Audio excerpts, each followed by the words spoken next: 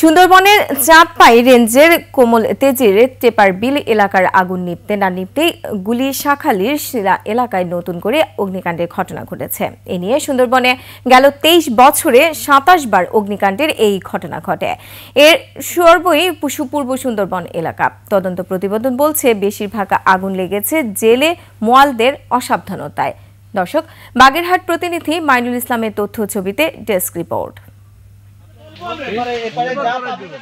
বিশ্বের সবচেয়ে বড় ম্যানগ্রোভ বন সুন্দরবন শুধু দেশের নয়, এটি বিশ্বের সবার জন্য সম্পদ। অথচ জেনে বা না জেনে অনেকের অসাবধানতায় মানব রক্ষার ঢালখ্যাত সুন্দরবনে গত 23 বছরে 27 বার আগুন লাগার ঘটনা দেখল মানুষ।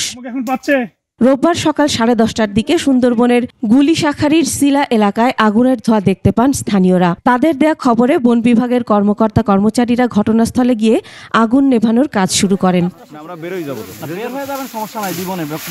এর আগে শনিবার পূর্ব সুন্দরবনের চাঁদপাই রেঞ্জের কমলতেজি ফরেস্ট টহল ফাঁড়ি টেপার বিল এলাকায় আগুন লাগে। শনিবার সকাল 7টার দিকে সুন্দরবনের ভেতরে ধোঁয়া দেখতে পান স্থানীয়রা। পরে বন বিভাগকে খবর দেয়া হয়। তারা আসার আগেই পুড়ে যায় অনেক এলাকা। প্রায় 1 থেকে 1.5 কিলোমিটার আগুনের চারিদিকে মাটিতে আমরা এই নালার সিস্টেম, এটা এখন নিয়ন্ত্রণ না, বিস্তার লাভ করবে না। রোববার সকাল নাগাদ বন বিভাগ এবং ফায়ার সার্ভিসের প্রায় 20 ঘন্টার চেষ্টায় আগুন নিয়ন্ত্রণে আসে।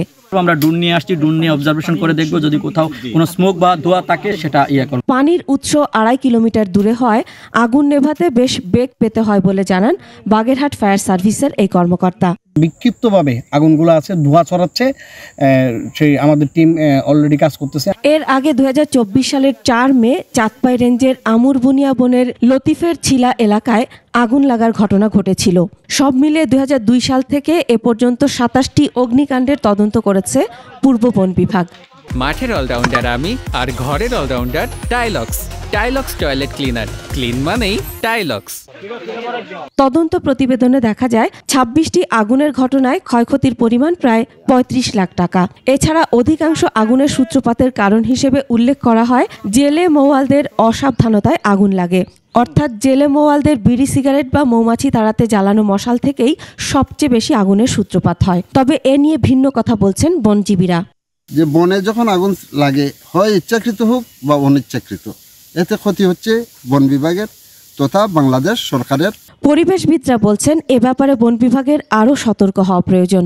বিগত দিনে যে আগুন লাগছে সেটার বিরুদ্ধে যে ব্যবস্থা নেওয়া হয়নি এবং যে তদন্ত রিপোর্ট এবং যে সুপারিশ করা হয়েছিল সেগুলো কার্যকরী হয়নি বিধায় বারবার এভাবে আগুন লাগছে। Masuma Lisa, desk report, 21 television.